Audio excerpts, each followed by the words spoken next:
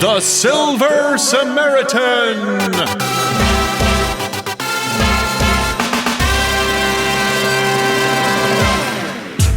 Hello again, my aspiring heroes. I'm the Silver Samaritan, and this is Superhero Survival Skills. Having covered the minefield of protecting your loved ones with lies and deceit, and protecting strangers with a practical application of nuanced critical thinking in action, today we properly begin our section on relationships. And by that, I mean professional relationships. Between professionals. Being a superhero is an unpaid avocation, not a dating pool. Acting otherwise will distract from and undermine your work and safety. Be a fucking professional. With that firmly in mind, let's begin by exploring 3 of the myriad kinds of relationships you will probably encounter as a superhero. In the tradition of bad news first, let's begin this month with the people who will probably give you the most trouble. Part 1. Help! Again! Over the course of your, let's call it a career, you may find that some people seem to have a habit of getting into trouble. These people are sometimes called damsels in distress, but that's pretty loaded and a bit condescending, to be honest. I prefer recurrent victims, not as a descriptor of their personality or motivations or anything, just it's helpful to distinguish them from your standard single-serving rescues. Don't bother trying to understand why these people end up in your path. You don't know them well enough. You aren't a psychologist, and if you are a psychologist, then you know better than to diagnose people outside the clinical context. Don't waste valuable mental energy on things you won't understand anyway. Think of them simply as strangers you help out sometimes. Further analysis will serve only to distract and possibly infuriate you. They may not see it that way. They might believe there's more to the relationship than a simple, I get threatened or kidnapped, you rescue me, we go our separate ways. Sometimes, not as often as you might think, but sometimes, you may find them becoming emotionally attached or sexually attracted. Statistically, it's more likely to be true if your presentation skews more feminine, and from what I've heard, most of these recurrent types won't be subtle about their feelings. That's their decision, it's not on you, and it shouldn't be your problem, but it is a thing people do. Trust your instincts, adjust, and act as you see fit. For more masculine-presenting heroes, 9 times out of 10, the attraction you perceive is just wishful thinking on your part. And that 10th time where it's actually true, taking advantage of the situation is really not cool, okay? Like, I get it. People have agency. This is an adult human who can make their own decisions. Please keep in mind that this adult human has just been through what amounts to a traumatic event, and probably not for the first time. They may or may not be thinking clearly, and let's face it, you're a masked outlaw. Probably not the best thing for them right now. Just do the job, okay? Just do the job. And leave.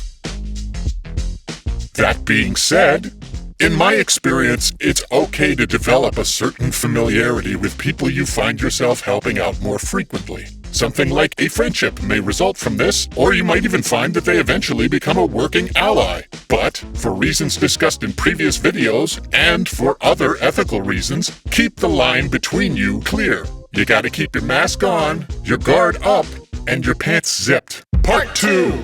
We'll meet again.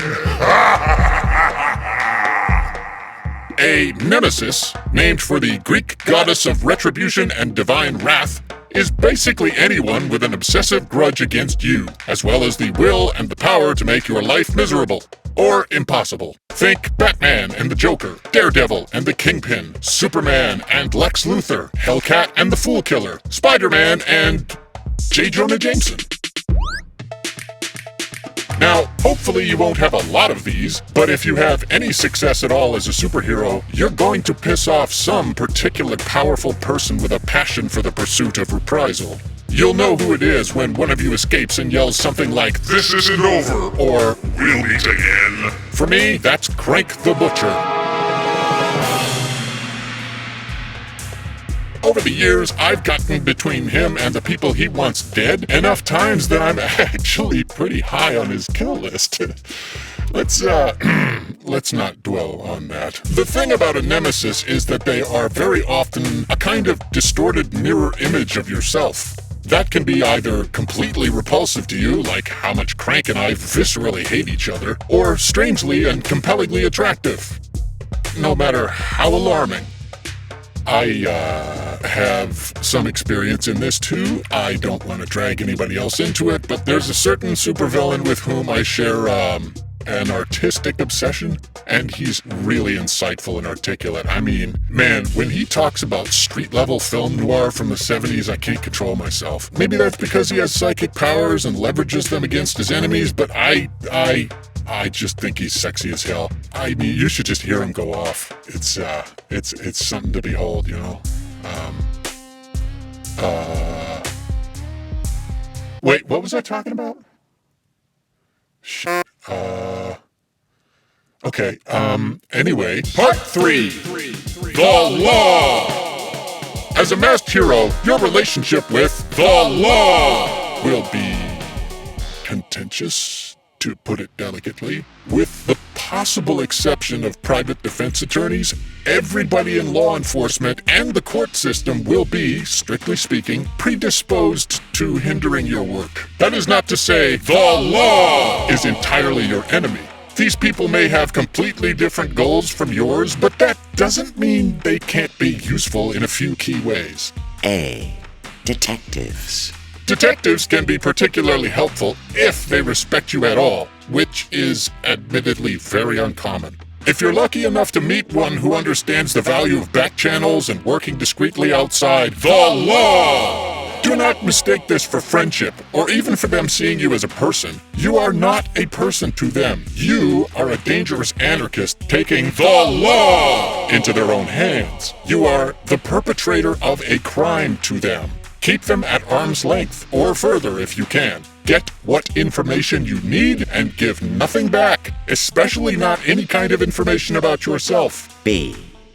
Uniforms. Regular uniformed officers, or what used to be called beat cops, are worse than useless most of the time. They are trained to assert authority by escalating confrontation.